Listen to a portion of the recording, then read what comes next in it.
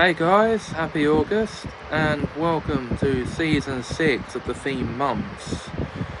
And I've decided to theme this month on dog films, so it's Canine month.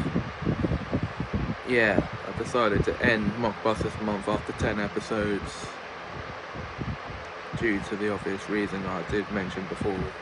So, which film am I going to kick Canine month off with? Well, I'm glad you asked. He's a lovable St. Bernard who causes chaos everywhere he goes. I'm sure you've seen it on the title screen. It's Beethoven. Yeah, the classic film from 1992, I think.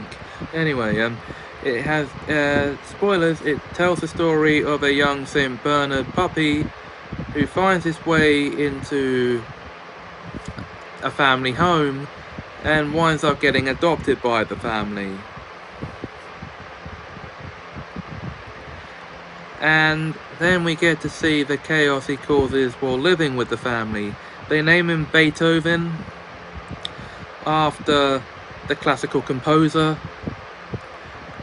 Ludwig van Beethoven, and the whole film basically is just a laugh riot with this little St. Bernard running around.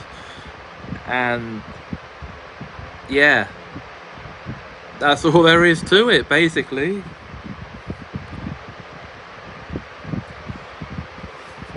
What are your opinions on Beethoven if you've seen it before? Let me know in the comments below. If you enjoyed this video, please like, comment, share and subscribe. Stay tuned for tomorrow's review, which will be for Beethoven's second. Until then, thanks for watching and have us a magical time.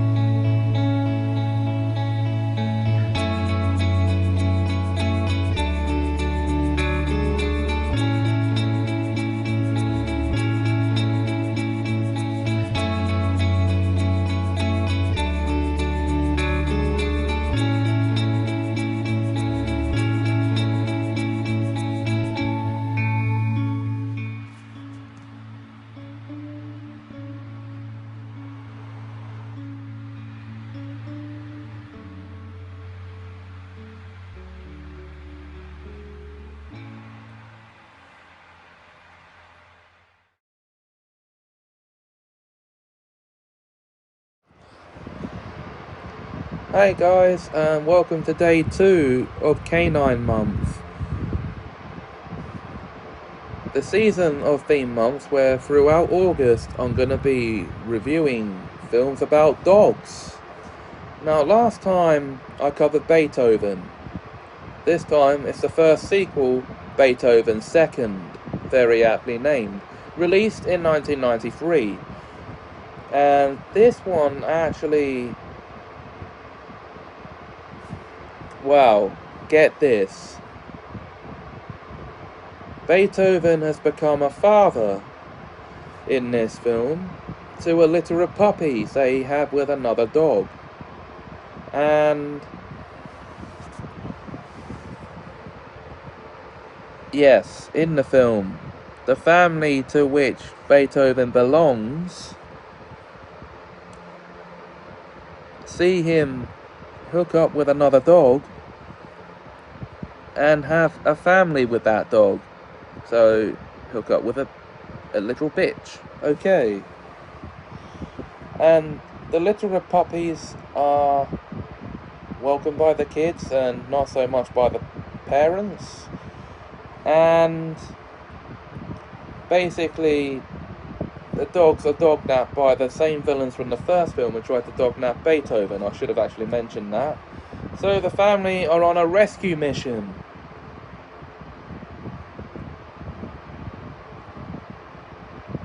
To try and save the puppies.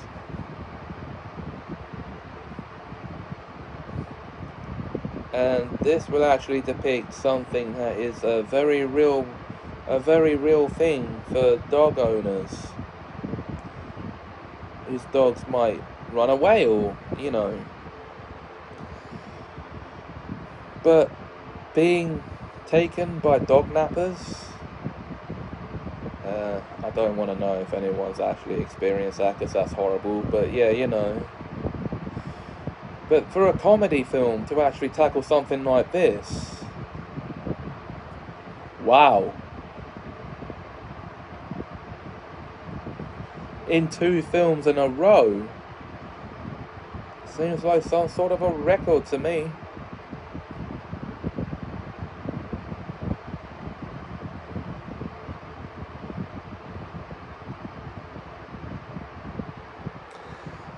But what do I think of Beethoven's Second? As a sequel, it's a good film. As a film in the same series, very good film. So it goes from, as a sequel, a good film, to a film in the same series, a very good film. Okay. Not perfect, then what films are perfect? If you have different opinions, let me know in the comments below, because I know some of you don't like sequels in general. What's that all about? Anyway, that is it for this review. If you enjoyed it, please like, comment, share and subscribe. The next review will be for Beethoven's Third. Until then, thanks for watching and have a magical time.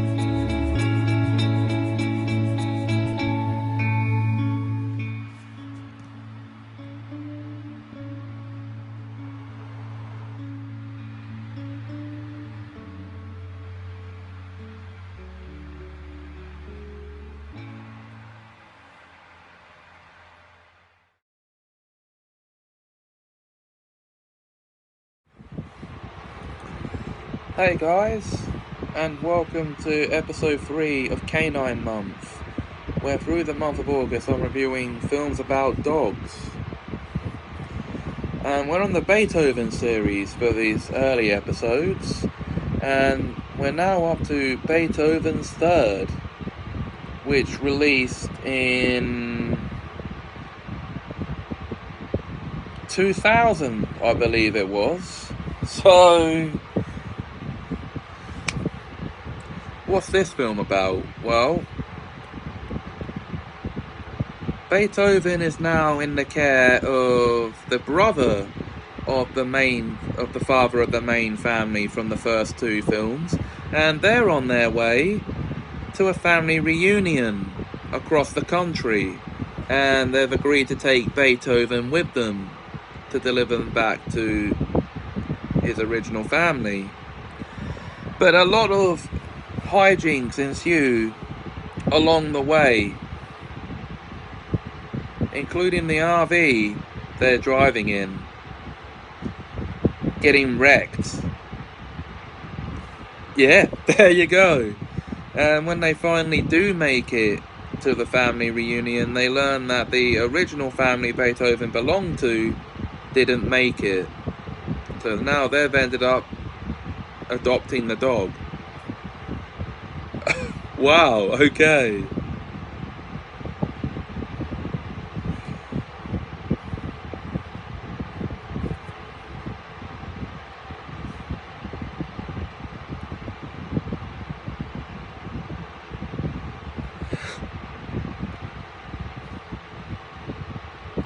It is a great third installment to a series, and it's actually a very solid movie. So for those of you who are fans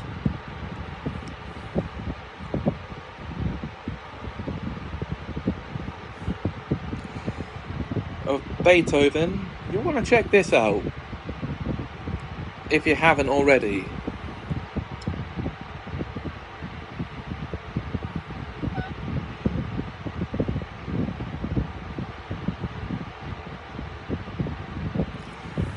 Because our next review will be for Beethoven's Fourth.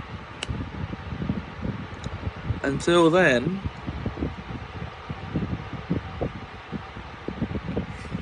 if you enjoyed this video, please like, comment, share and subscribe.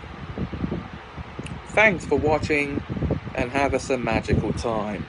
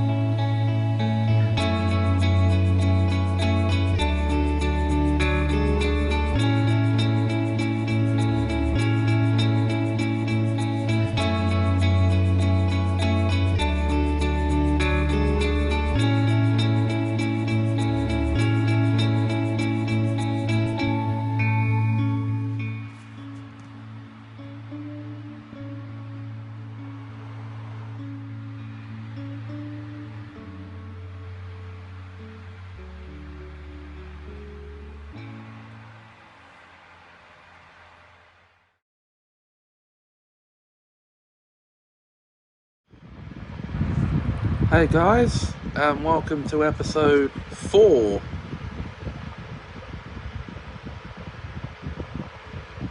of Canine Month, where throughout the month of August I'm reviewing dog films, well, films about dogs.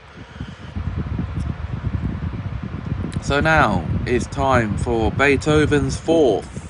Yes, the 4th entry in the Beethoven series, released in 2001. Yeah, so what's this one about? Well, you've heard of The Prince and the Pauper, right?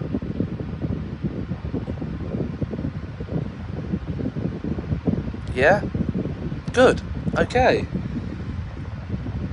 Because that's what this is. This is basically The Prince and the Pauper, but with dogs, as Beethoven is swapped out for the dog of a rich family and ends up living a few days as the rich family's dog, while the rich family's dog is living a life for a few days of Beethoven's.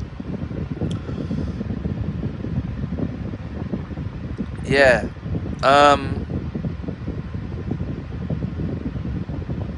Who would have thought the classic Mark Twain story about a prince and a peasant swapping lives would lend itself well to a film about a dog who gets swapped over with another dog here. It lends itself very well to that concept. So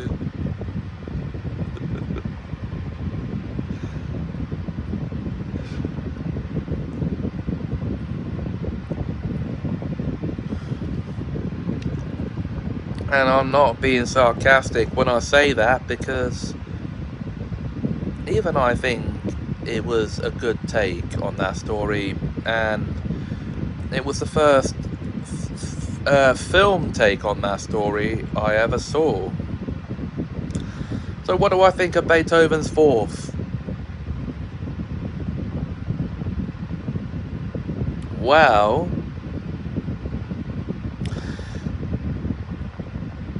for a 4th installment in a film series, I think it's one of the better 4th installments.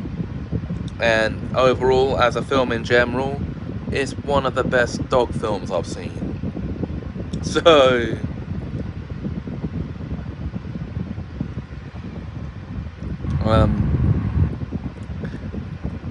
Just for that alone, for this category of film reviews. And I highly recommend it if you're a fan of dogs and Beethoven, and also of The Prince and the Pauper. So yeah guys, that's it for this review. I hope you enjoyed it. If you did, please like, comment, share and subscribe. There will be another one tomorrow as I review Beethoven's Fifth. Until then, thanks for watching and have us a magical time.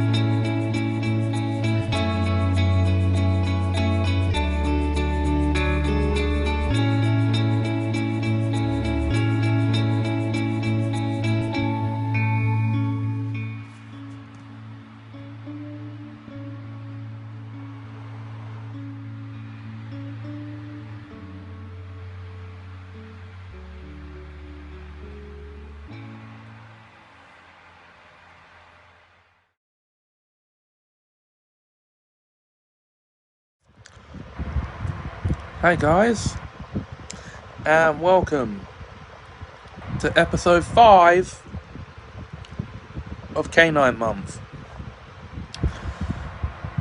where throughout the month of August I'm reviewing films about dogs.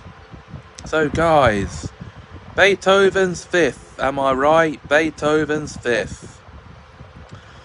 The 5th film of the Beethoven series, released in 2003.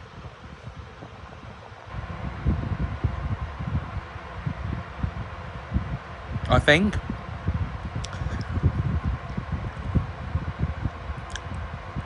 Yeah, 2003. Sees Beethoven in a small town without any members of his own family left. He is in the care of someone else now. Well, saying that, he's actually still in the care of the daughter of the father, of the last family, who's been sent to spend time with her uncle. And while in this town, they uncover a theft plot, which sends them on a wild goose chase to catch the thieves.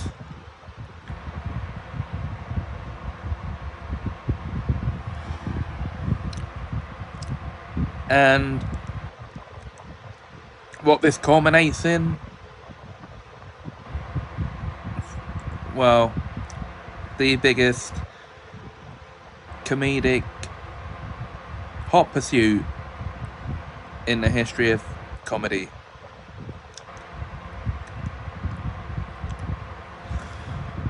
I'm not going to give away how the film ends for those who might not have seen it yet, but it is a thrill ride of a 5th film in a franchise.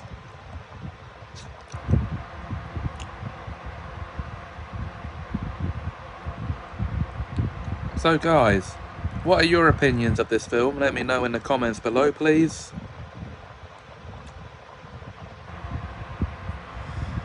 And I will see you for the next episode. Until then, if you enjoyed this video, please like, comment, share and subscribe. Thanks for watching and have us a magical time.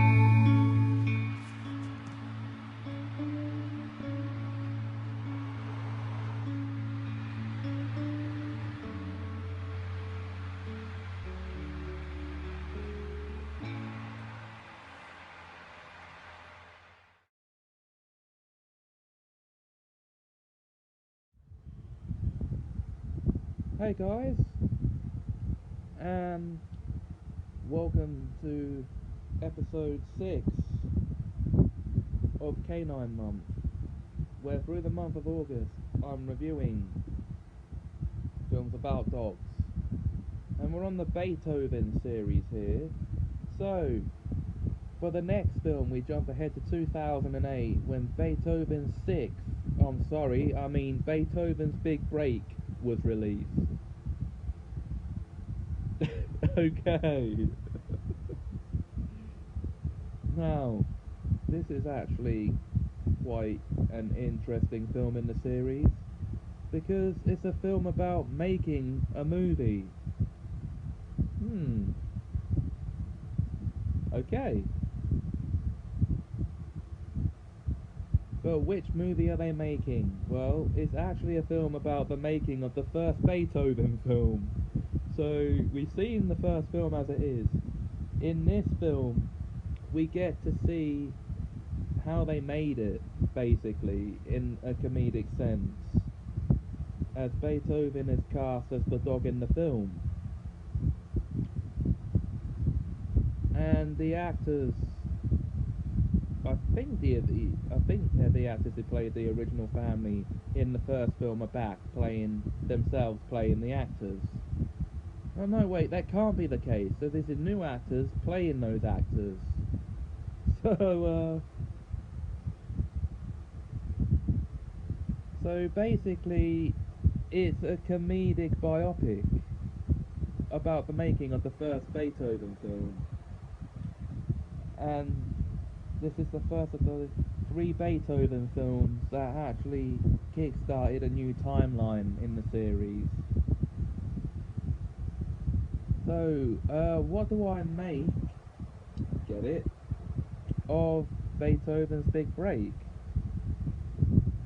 Well, I thought it was an interesting direction to take the series in. So, big kudos to 20th Century Fox there.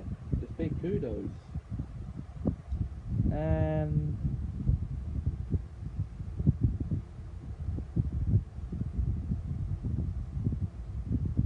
you may have different opinions. Feel free to leave them in the comments below this video.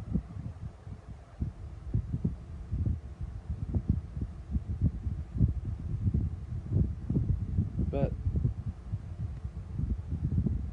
that's it for this review. The next review will be for Beethoven's Christmas Adventure.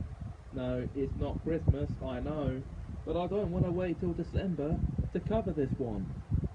So, I'm going to cover it here.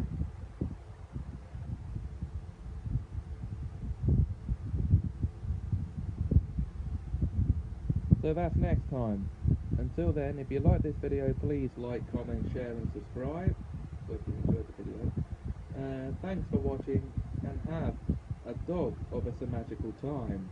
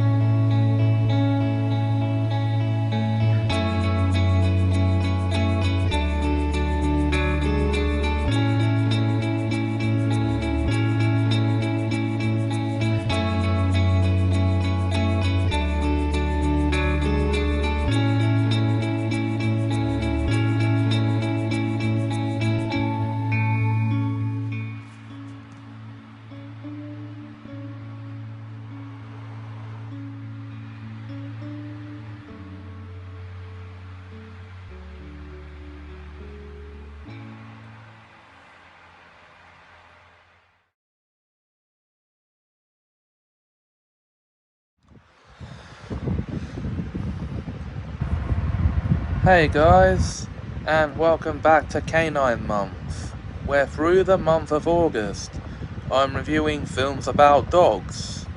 We've been going through the Beethoven series for the last 6 episodes. We're up to the penultimate one.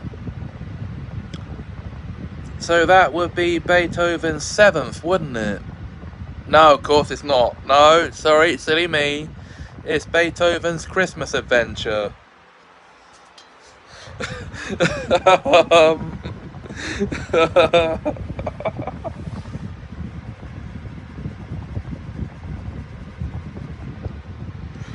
and as the title suggests, it takes our favourite St. Bernard friend and puts him with a different family, only this time it's Christmas time. And we are with the son of a workaholic mother who can't make time for him, even when he tries to suggest innovations to a Christmas parade she's working on. And of course, wherever Beethoven goes, chaos follows. And the same reigns true here, except they decide to make Beethoven the star attraction. Oh dear. Okay. Now, this film came out in 2011, and for a penultimate film in a long-running series now, it is actually balls to the wall, chaotic and fun to watch.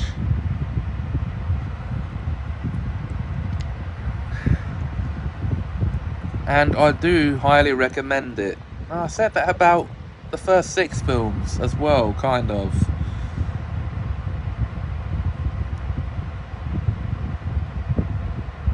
But now, come on. For a film series about a dog to have more than 3 installments definitely says something.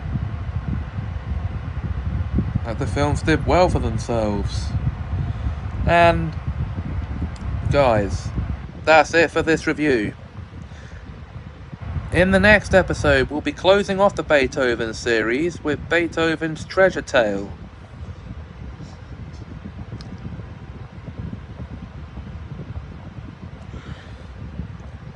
Until then, if you enjoyed this video, please like, comment, share, and subscribe for more videos. Thanks for watching, and have a some magical time.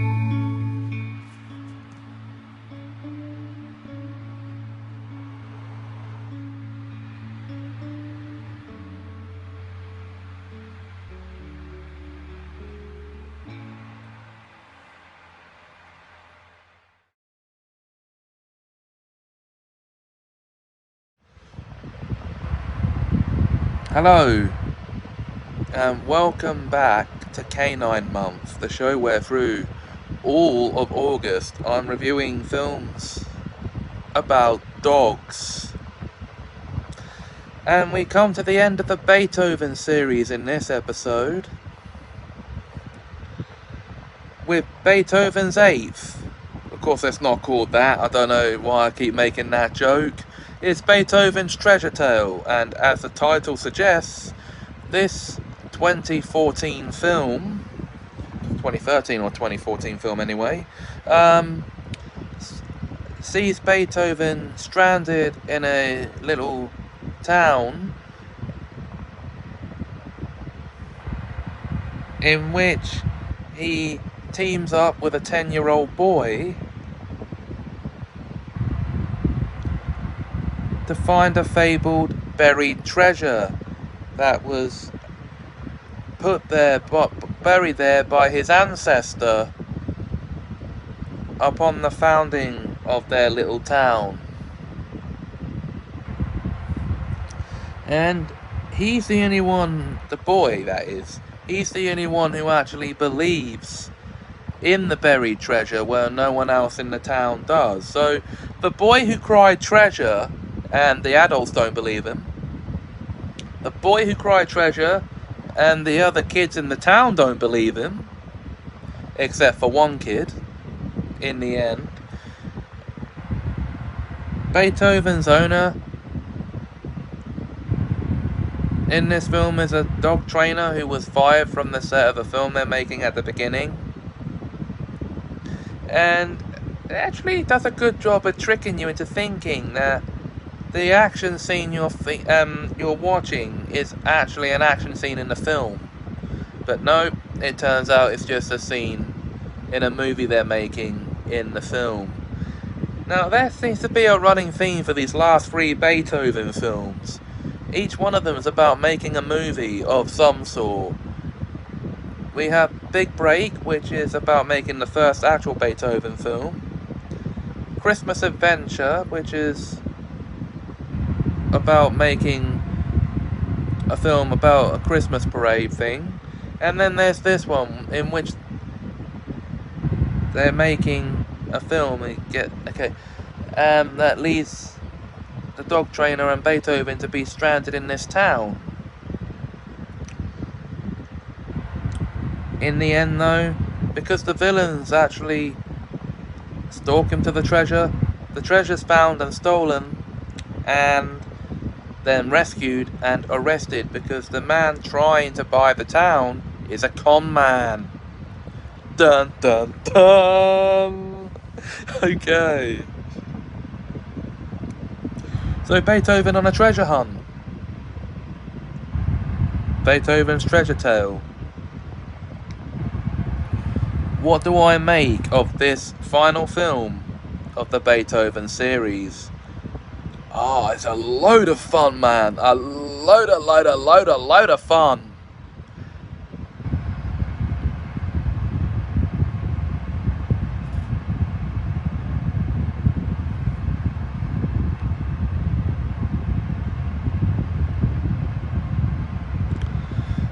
And I do mean that. I'm not just saying it to be sarcastic.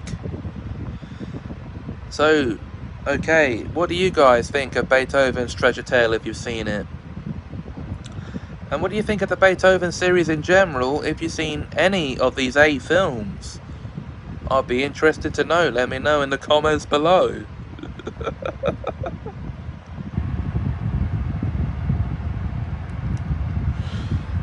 In the next episode, I review a film about a big red dog. I think you know where I'm going with this one.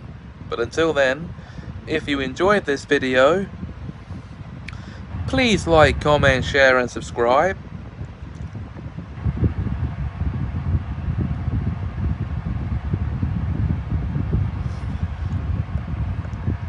Thanks for watching and have some magical time.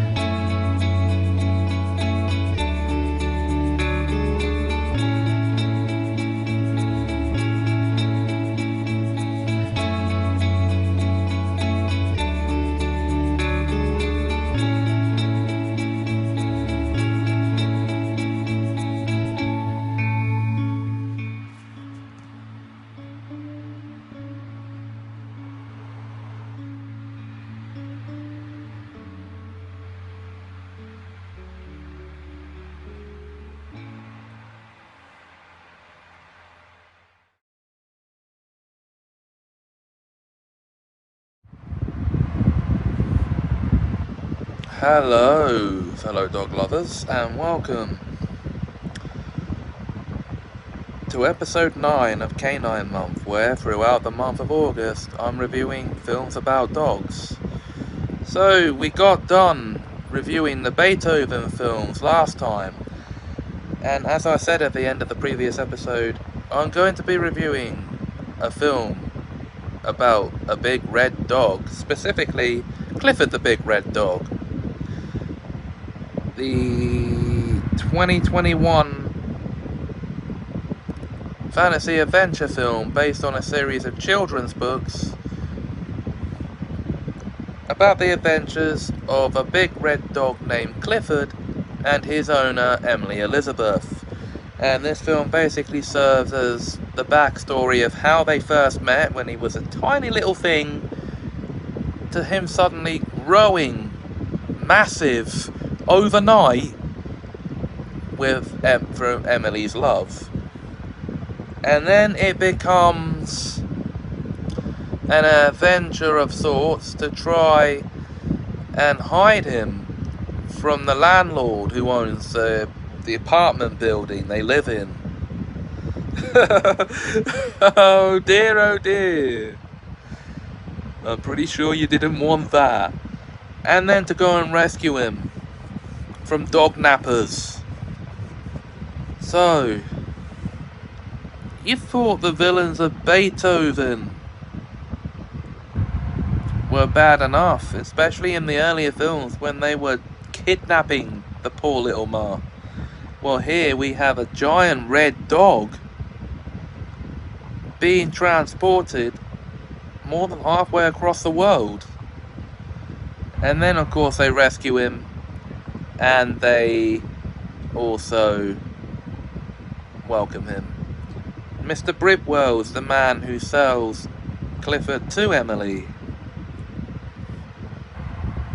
And no, in case you're wondering, Emily doesn't have a dad here. What? It's just her and her mum, but her mum's busy at work, so she gets her uncle to come and watch her. And her uncle turns out to be this layabout who's irresponsible and shouldn't be looking after kids, but has to step up and be responsible. Anyway, I think I said enough. And that whole plot was spoiler, so I should have called in a spoiler warning. But that's it. I think I said 2021, I think 2022 actually. But that's it for this review. Next time, guys, we get into the Air Bud universe. But the only film from the original series of Air Bud films I have to review is Seventh Inning Fetch, the 4th film. That's next time. Until then, if you enjoyed this video, please like, comment, share and subscribe.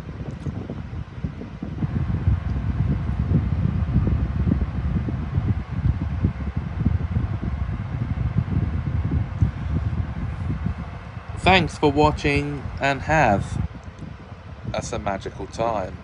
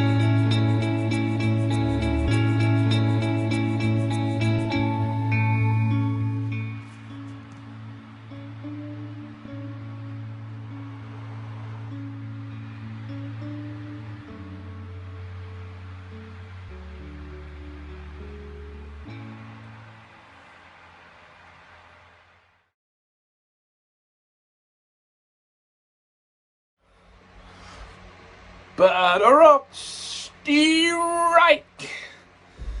Hey guys, and welcome back to Canine Month. This is episode number 9, and well, as at the time of this recording, I've just finished watching Air Bud 7th Inning Fetch, the 4th film in the mainline Air Bud series, but the only one I've seen. And, well, by the time you're seeing this, you will know what I thought. So what is Air Bud 7th Inning Fetch, apart from what I've just told you? Well, essentially, it's a baseball film with a dog at the centre. And basically, it's set in the town of Fernfield, and 2 middle school students are recruited to their school baseball team. With championship games coming up,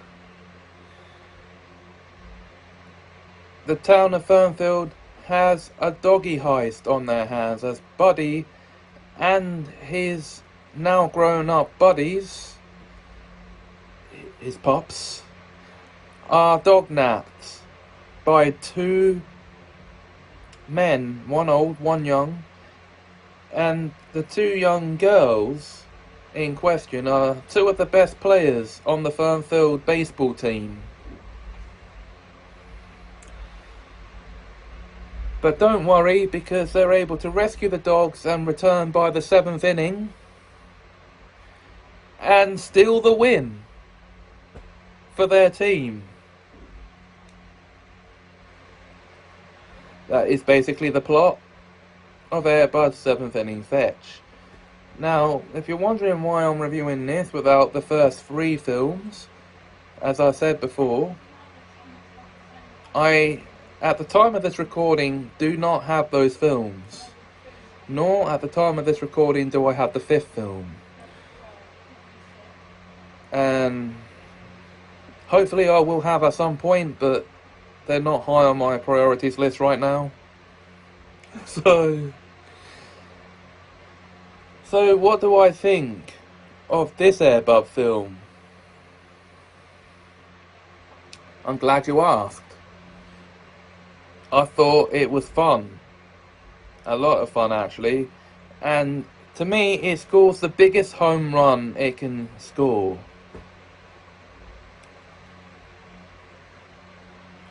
For essentially what is a baseball movie with a dog as its main player. So, but it's not a serious baseball movie, it's a comedy, so you have to remember that as well. Now guys, the next film up for review is the first film in the Disney Buddies spin-off series, Air Buddies. Until then,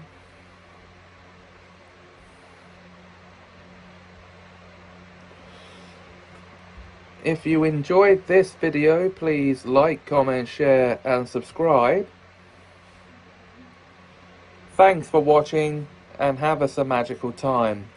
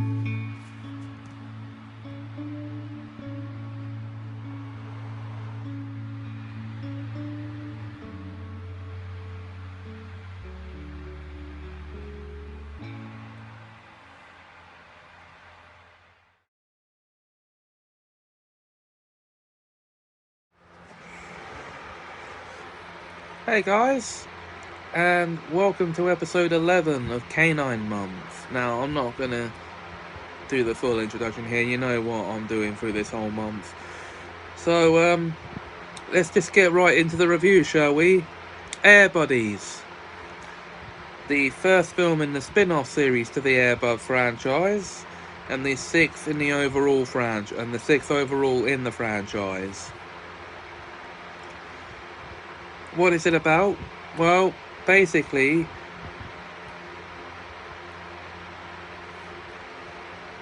the bodies have started becoming destructive around the house. So Noah's parents are thinking about getting rid of them. Now, who are these 5 puppies? Well, they are Butterball, who mainly only thinks of his stomach. Rosebud, the only girl of the group. And it shows she likes to be girly girl, but is very straight and forward thinking. Buddha,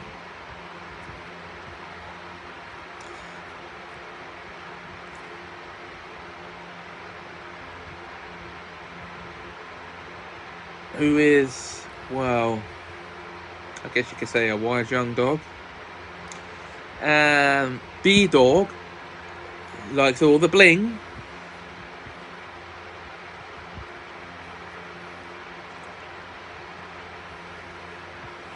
And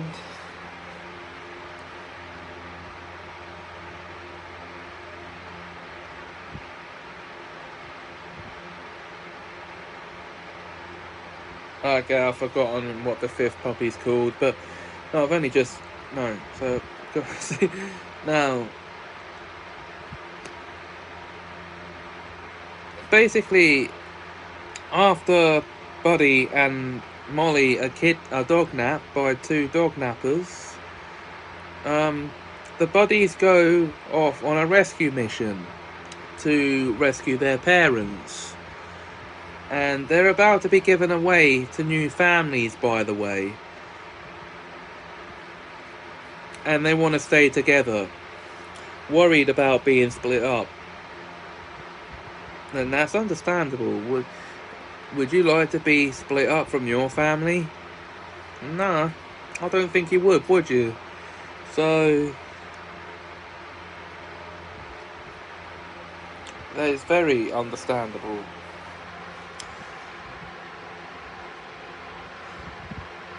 And there's this rich young boy who wants a dog like Airbud. Well, he does almost succeed in dog napping the buddies himself. But they know where they'd rather be, with their parents. Thanks to the help of Sniffer, the sheriff's deputy,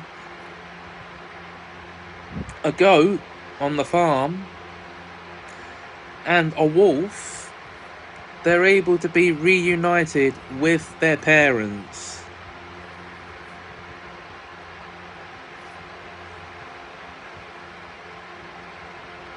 Now, where these puppies are known as the Buddies, and they're the puppies of Buddy and Molly, all their names have Buddy in them somewhere. They either start with it or have it at the end of their names, or have it somewhere within their names.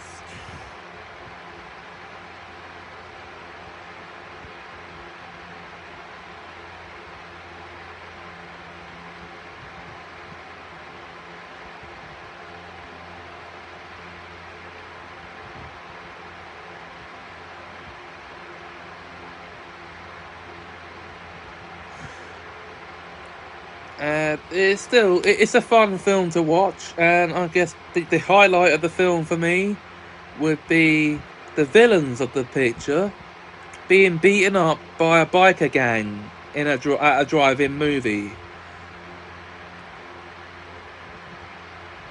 And to be meta about which company are making this film, the people at the drive-in are watching 101 Dalmatians. So, the 1961 animated version.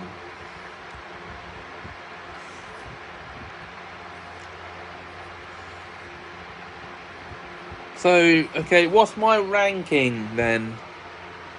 What's my rating of Air Buddies? I thought it was a load of fun. And I actually genuinely mean this. And I can't wait to review the sequel, Snow Buddies, next. So, yeah, there you go.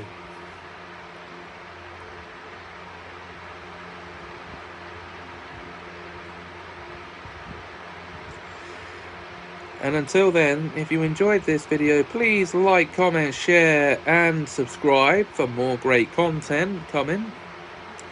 And there already. Thanks for watching and have us a magical time.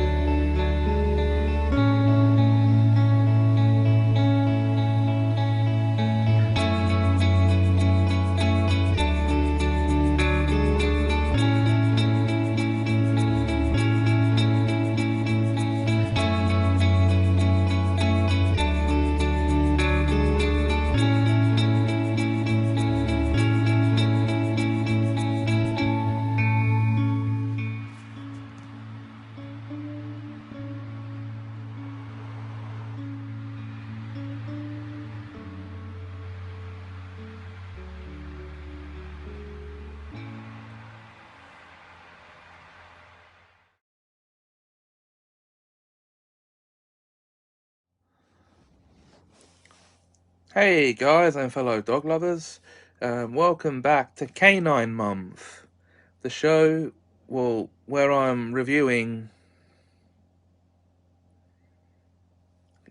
films about dogs. This is also the 6th season of the Theme Months reviews. So, Snow Buddies, guys, the sequel to Air Buddies. What's it about? Well, for the briefest plot summary you're going to get, the buddies end up in Alaska, where they form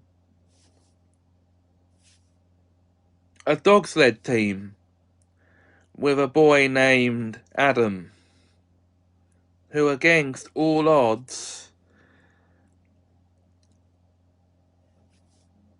ends up winning the race after a few close shaves, should we say. And how do the buddies end up in Alaska?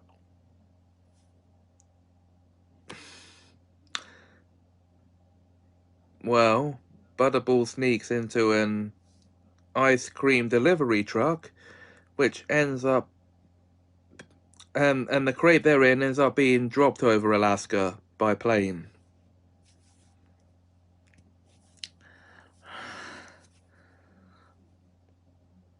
What will these 5 golden retriever pups get up to next? Of course, the other dog on their team is an Alaskan Husky named Shasta. So guys, that's the basic plot of Snow Buddies. I actually thoroughly enjoyed the film. It was a thrill from start to finish. And that means the next review in this season will be Space Buddies, the 3rd film in the Buddies series.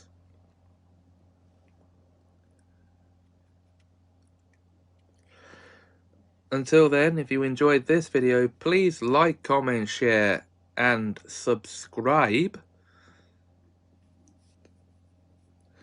Thanks for watching, and have us a magical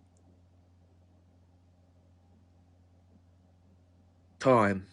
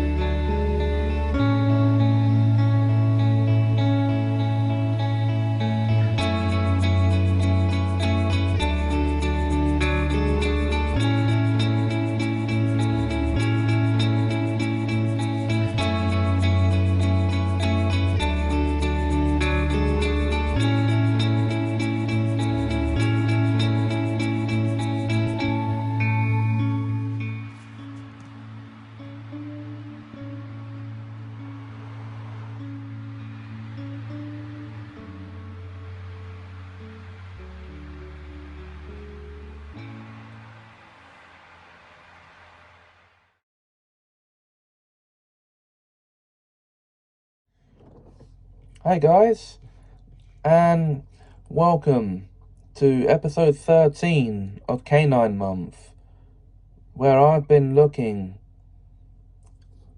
and reviewing dog-related films. So, today, this morning as a matter of fact, I watched the third film in Disney's Buddy series, Space Buddies.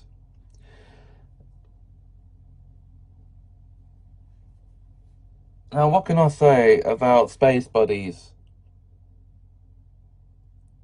The story pretty much tells itself. The buddies sneak off with their owners to the Vision 1 space launch because they're going to see it for a class field trip. And while at the space center, they sneak aboard the Vision 1 spacecraft and end up on an adventure in the stars, during which they end up meeting Sputnik, a Russian dogmanaut, and with him they end up escaping the space station and end up on the moon, where they become the first dogs to walk on the moon's surface.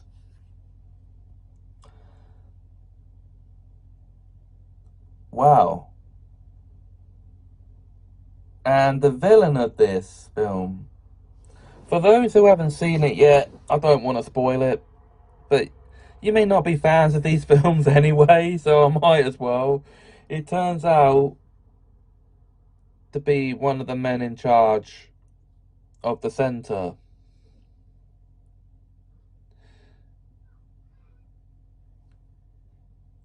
Dr. Finkel.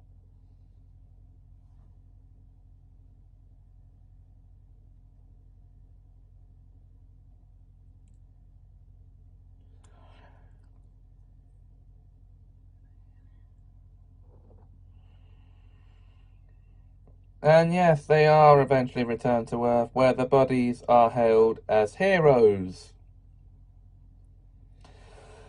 So what do I think of Space Buddies? Well, like I did with the first two films, I thought it was a lot of fun. I'm not being sarcastic, I'm being totally barking serious.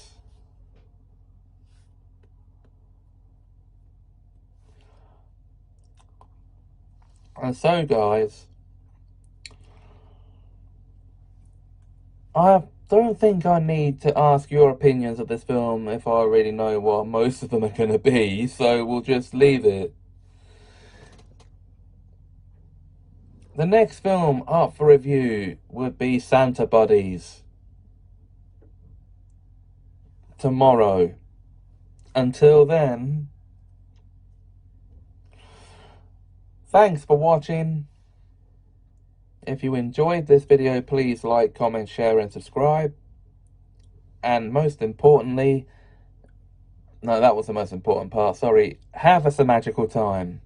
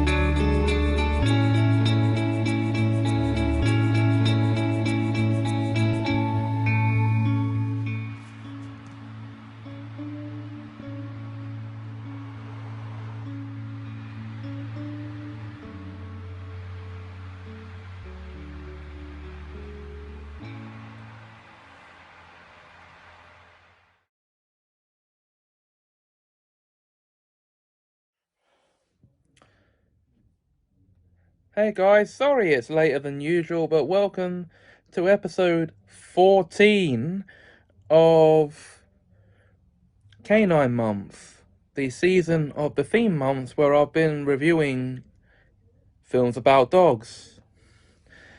And we now get into the fourth film in Disney's Buddies series. And that would be the second Christmas adventure they did, Santa Buddies. Pardon me. Now, there should be no spoilers to anyone who's there. But in this installment in the series, the Christmas spirit is being shaken because young Santa, Puppy Paws, doesn't understand the true spirit of the holiday. Christmas, by the way, Christmas spirit is measured by a magical icicle, which is depleting in power. Puppy Paws then, after a tiff with his father, Santa Paws, runs away to Fernfield, where he meets up with the Buddies, after getting a few of them in trouble with their owners for various misdeeds. Actually, we learn that Butterball's on the naughty list for eating the Thanksgiving turkey, and he's trying to get himself back on the nice list. All the while,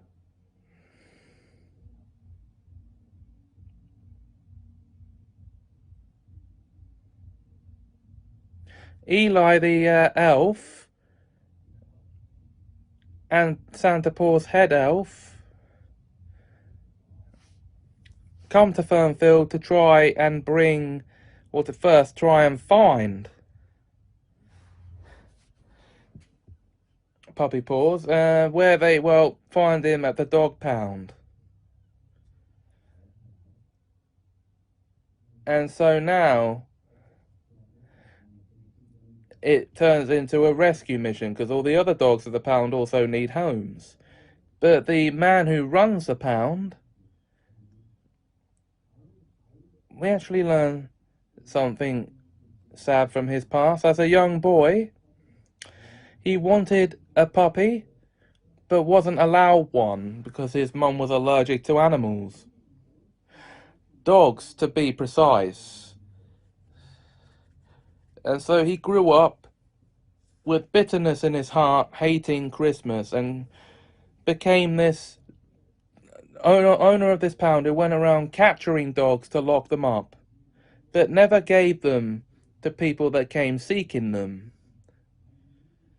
Well, it turns out that a boy named Mikey would like a dog for Christmas this year, and his dad tries to get one for him, only to find himself being slapped with a $300 charge for the dog.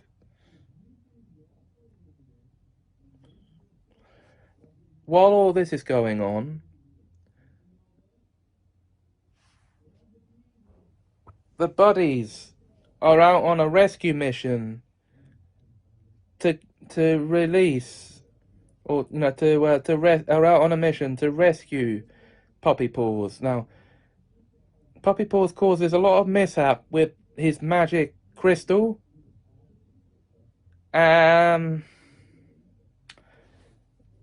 getting Butterball into trouble, and Mudbud as well,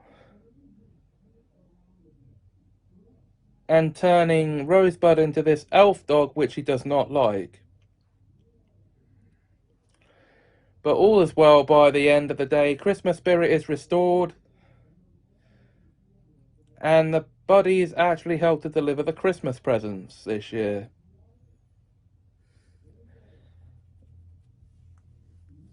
So all around, for a fourth adventure with the Buddies, it is a fun watch.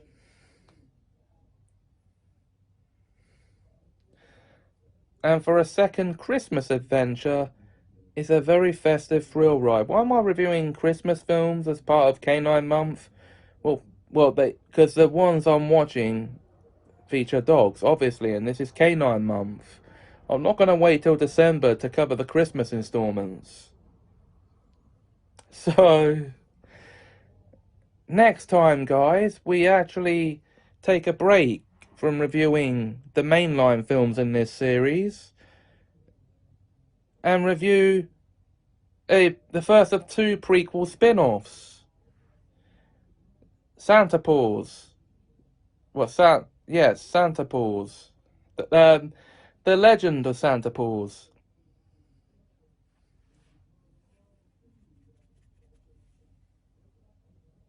No, that's the subtitle of this film. I mean The Search for Santa Paws. But until then, if you enjoyed this video, please like, comment, share and subscribe. Thanks for watching and have us a magical time.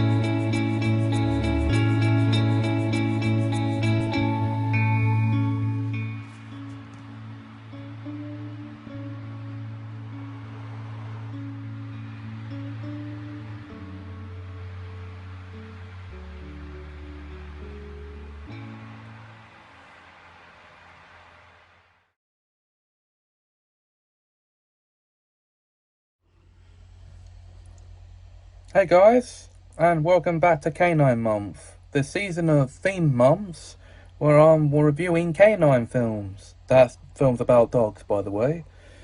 And we're now up to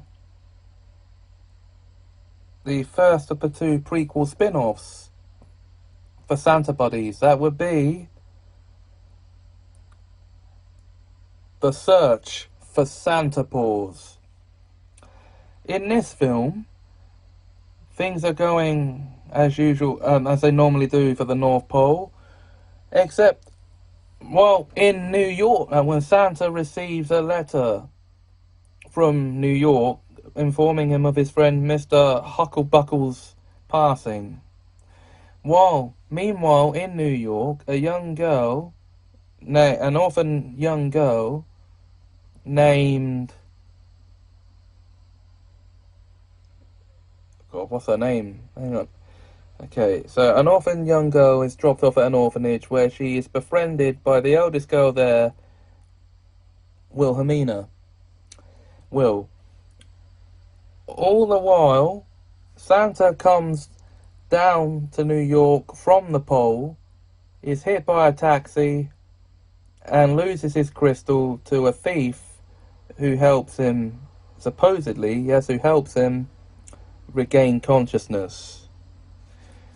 And then he helps out at a toy store that's been reopened for the Christmas period as their store Santa. Meanwhile, at the orphanage, the girls meet Paws, the young puppy who was turned into a real pup from a toy stuffed animal. Yeah, it is mad when you think about it. So that's where the adventure kicks off, and we have Eli the elf from the North Pole with the head elf dog coming down to try and find Paws and Santa. And it turns out that without the crystal, Santa's losing his immortality and is becoming a normal person. So they have to get the crystal back. Well, the thief who took it is falling subject to the Santa Paws. Yeah. Okay, I'm pretty sure Disney took inspiration from the Santa Claus trilogy. It does end on a happy note, though. So yeah, you can expect that from a Disney film. Two of the girls from the orphanage get adopted, and all is well at the North Pole. It is a fun musical Christmas adventure with a villain being the owner of the orphanage. So that means the next review, guys, will be Santa Paws 2. And then we'll get back to the mainline series. So until then, if you enjoyed this video, please like, comment, share and subscribe. Thanks for watching and have a magical time.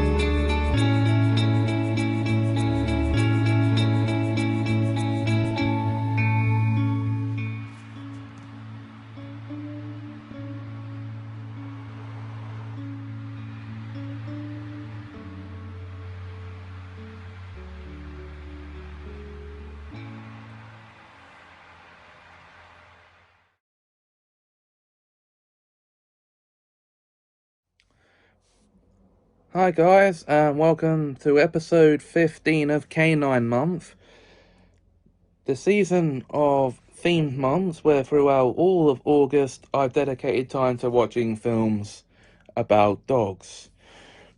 And it's now time to give you my opinion of Santa Paws 2, the Santa Pups. It is what it sounds like. In this film, at the very beginning of the film,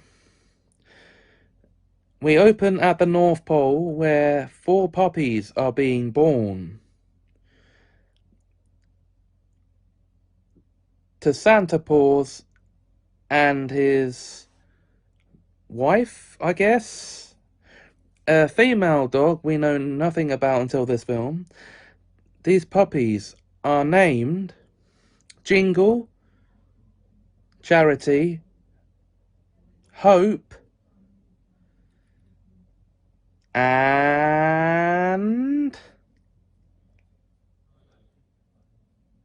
Noble.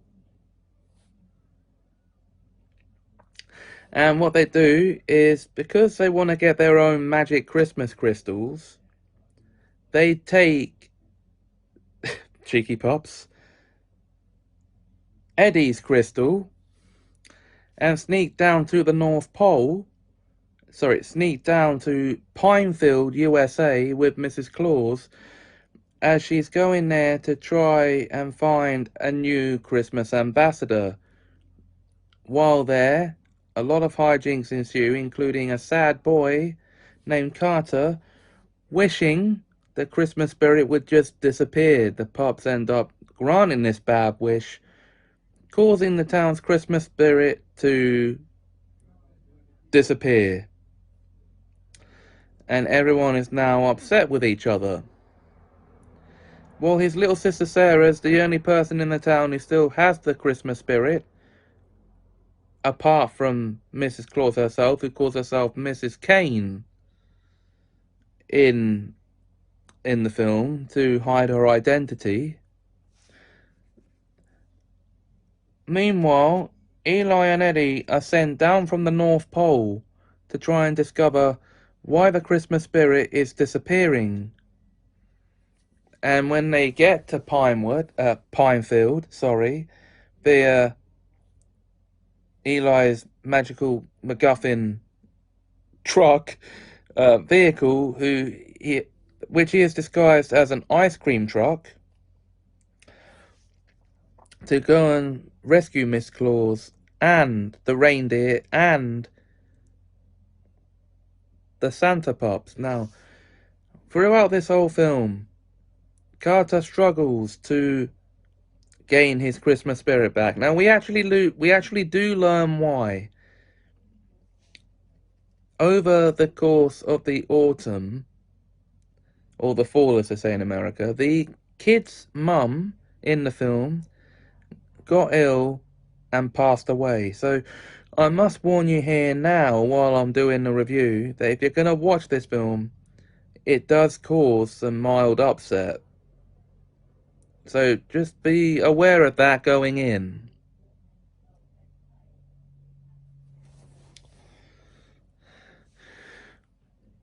In the end, though, all is well. Christmas spirit is restored via the magic MacGuffin crystal. And the whole town gets their Christmas spirit back through a reversal of Carter's wish.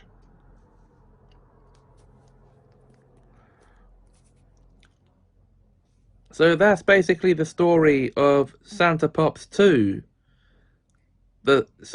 Santa Paws 2, the Santa Pops.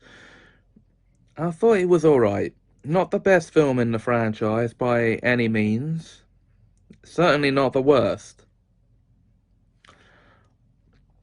Now, in our next episode, guys, we go back to the main spin-off series for the 5th installment of that series. That being Spooky Bodies. Until then,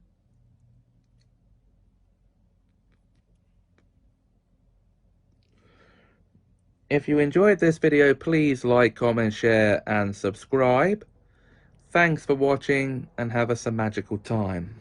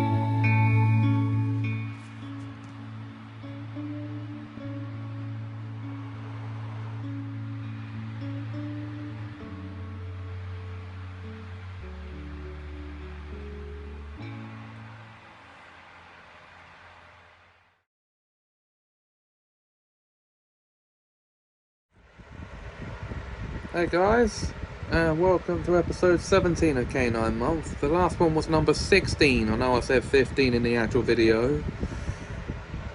And this is the month, or the season of the show, where I've been reviewing films about dogs.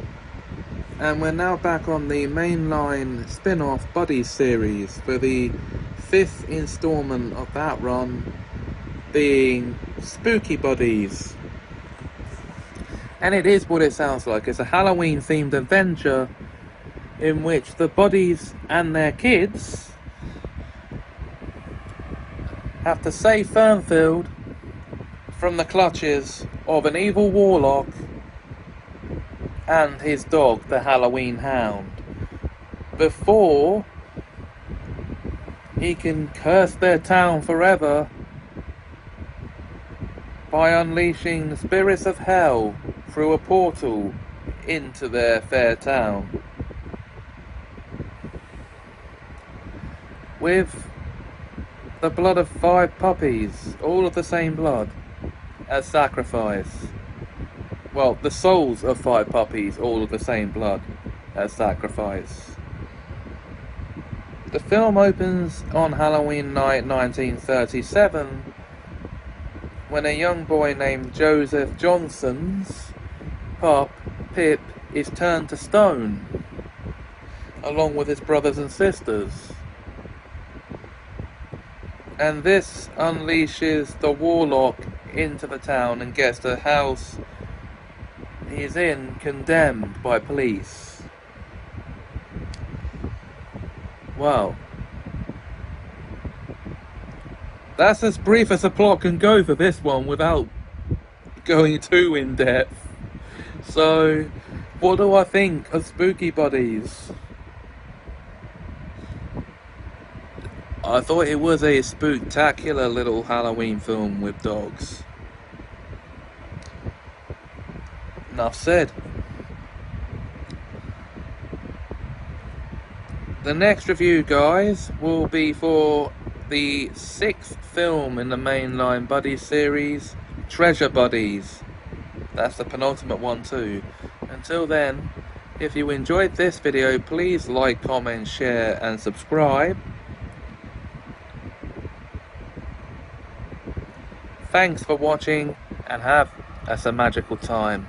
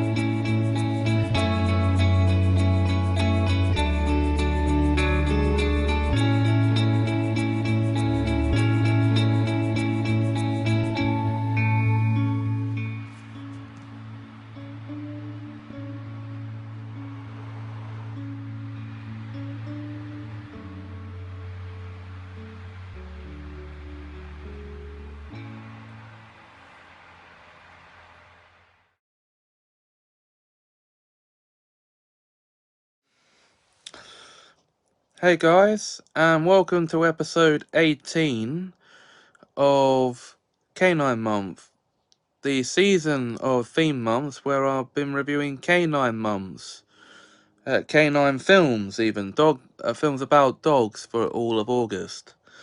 So we're now on to the 6th and penultimate mainline spin-off film of Disney's Buddies series. That would be Treasure Buddies. And in case you're wondering what this film's about, well, the best way to describe it simply would be to describe it as Indiana Jones with dogs. Let me explain. Peter, Mudbud's owner, is taken away to Egypt for a spring break exploration to try and find the tomb of Cleopatra, the cat of Cleopatra. Of course, the buddies sneak away on this trip with them, where they meet a monkey called Babby. Yes, that is the monkey's name. And a camel called Cammy. Yes, that is the camel's name. And they team up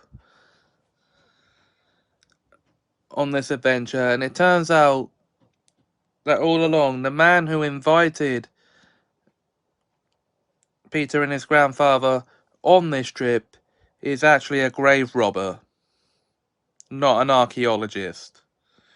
He's actually out just to steal for his own game, while his cat,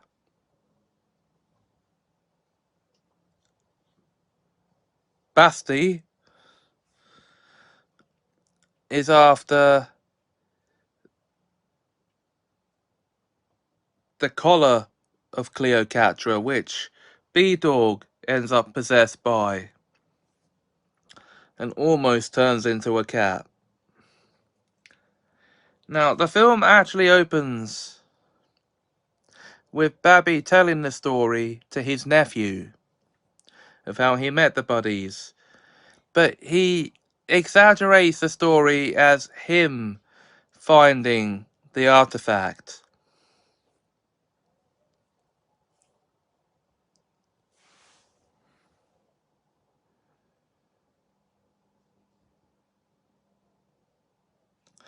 So I'm just going to call this Indiana Bones from now on, because it is, as I said at the beginning, is basically Indiana Jones with dogs.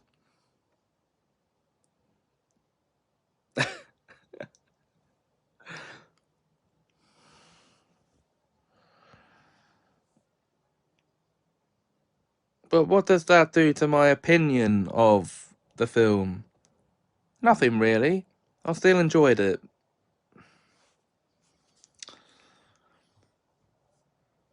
And that's all you need to know on that side of things. So for the next episode, guys, I'll be reviewing the final film in Disney's Buddies series, Super Buddies. And I think you know what that means. Until then, though,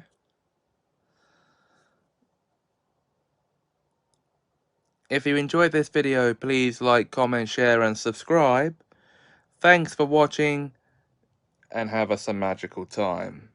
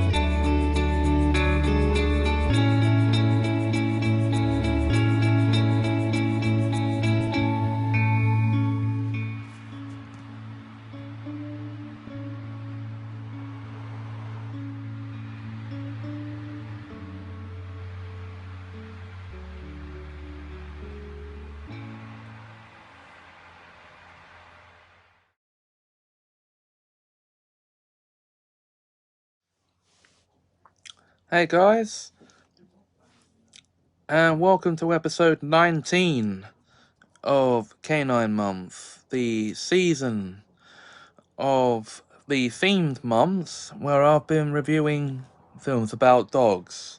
So we're now in the final film of the Disney Buddies spin-off series, Super Buddies. And it is what it sounds like from the title. It's the buddies as superheroes. Let me explain.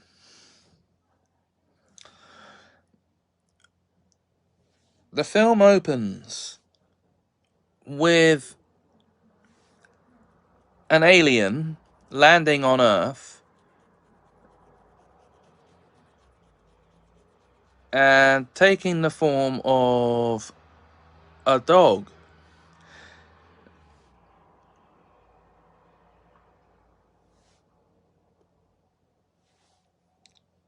Who then meets a boy who tells him he's in the form of a dog, and they form a partnership. Now, this alien is from the planet of Inspiron, and there are 5 magical rings that grant superpowers to whoever wears them. The dog and the boy form a team called Kid Courageous and Captain Canine. And the rings of Inspiron eventually find their way into the paws of the buddies, bonding with them to give them the superpowers of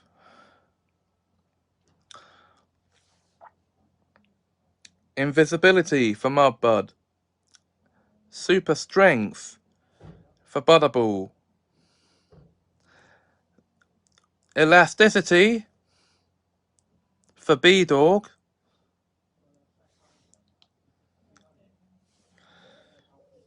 the levitation for Buddha, and super speed for Rosebud. And they use these superpowers to become the Super Buddies, the name of the film. Captain Canine then comes down to help them become one with their powers, to defeat the evil alien Thrax, who's after the Rings of Inspiron for himself.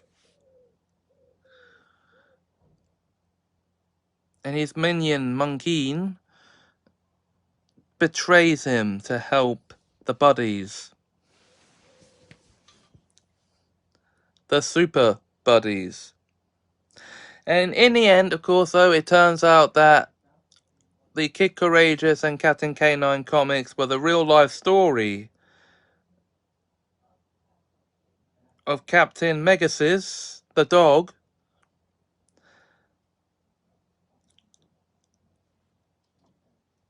and the real alien who had taken the dog's body.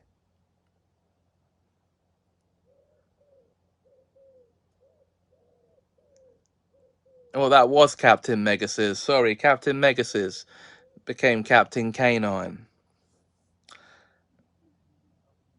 And Jack was the author of the comics.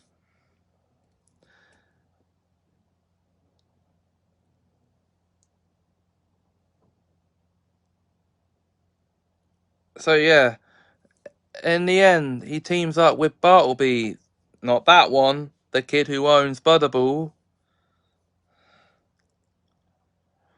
to write a new series of comic books about the Super Buddies. And for the ending of the Disney Buddies series, it was a super ending. And it just left me wondering how come they never followed it up. Anyway, so that's the end of the Disney Buddies series, guys. Next time, I'll be reviewing the first in a trilogy of Christmas films, The Dog Who Saved Christmas. Until then, if you enjoyed this video, please like, comment, share, and subscribe. Thanks for watching, and have a super magical time.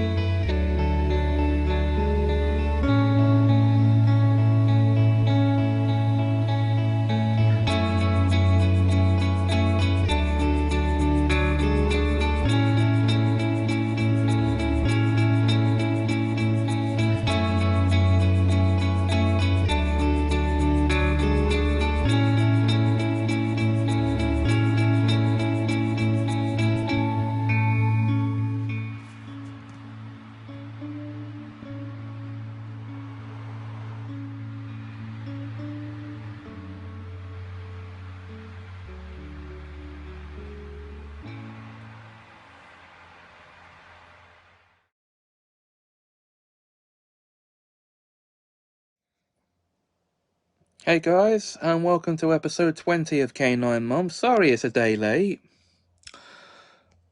but here it is anyway. So, The Dog Who Saved Christmas, as promised, guys. The first film in a trilogy of Christmas films about a dog named Zeus, who lives with the Bannister family.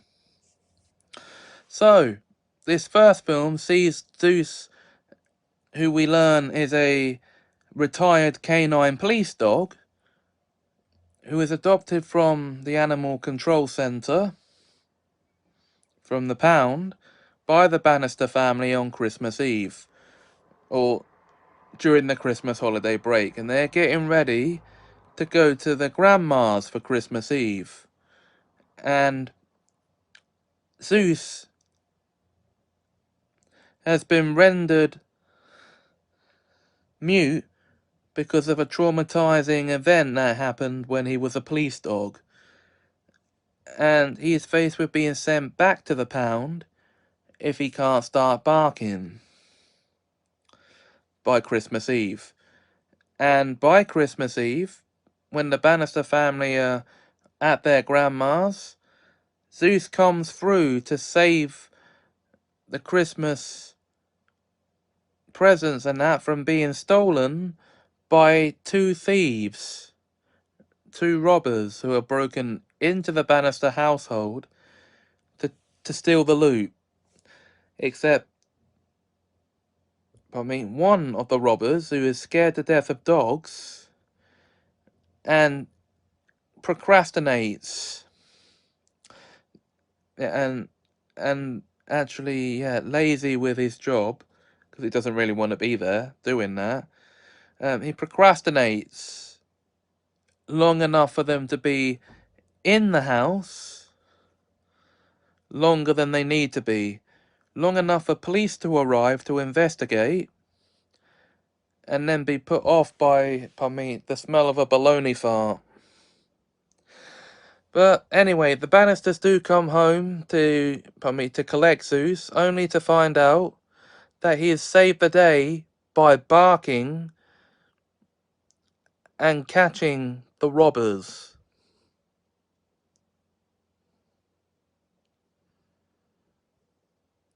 And yes, he is a dog left home alone at Christmas.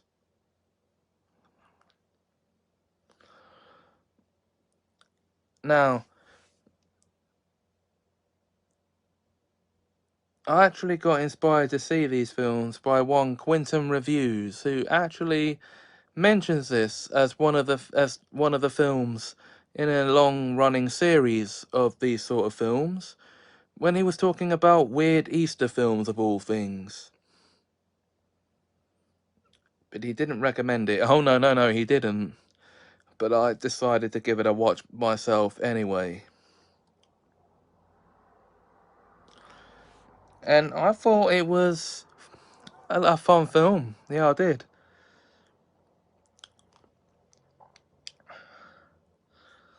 So, guys, that's it for this episode. Next time around, it will be the dog who saved Christmas Vacation. Until then, if you enjoyed this video, please like, comment, share, and subscribe. Thanks for watching, and have us a magical time.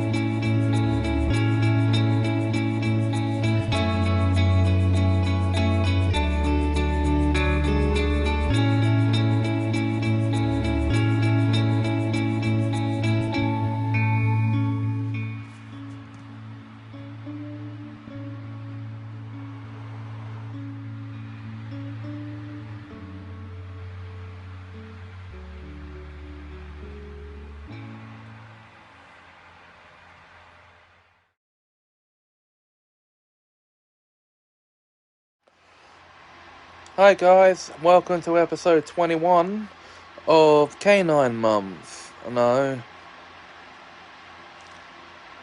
I explained to you why these are late coming in the previous episode. So let's get on with the review then, shall we? The second film in the Dog Who Saved Blank series, as I'm going to call it from now on, is The Dog Who Saved Christmas Vacation. Yes, a second Christmas themed movie. This film, I'm sure there are no spoiler warnings needing to be issued here. So it sees the Bannister family going on a Christmas vacation to a ski resort where they are paired up with the kid's cousin, and their lavish poodle, Bella. And at first it seems like George can't get on with the brother-in-law. But when Bella is dog-napped by the robbers from the last film, and for those who need a refresher, that would be Ted and Stewie. No, not those, not that Ted and Stewie. It leads them to them teaming up to go and find and rescue the dogs. But another dog the dogs end up befriending, is a rescue dog trooper who actually helps them to save Christmas Vacation. Hey, it's in the title.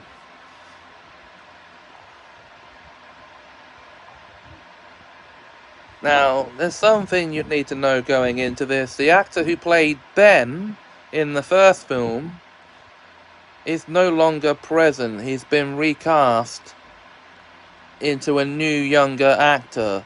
So he's either aged backwards or regenerated. Where do we keep finding these hidden Time Lords in pop culture? Okay.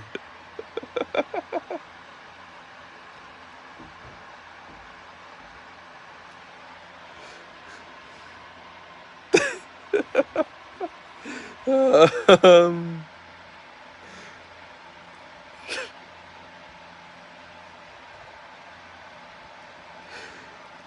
what do I think of this film, though? Well, it's charming enough. And that means, guys, the next film up for review will be The Dog Who Saved Halloween. I'm going to review these in the order they were released.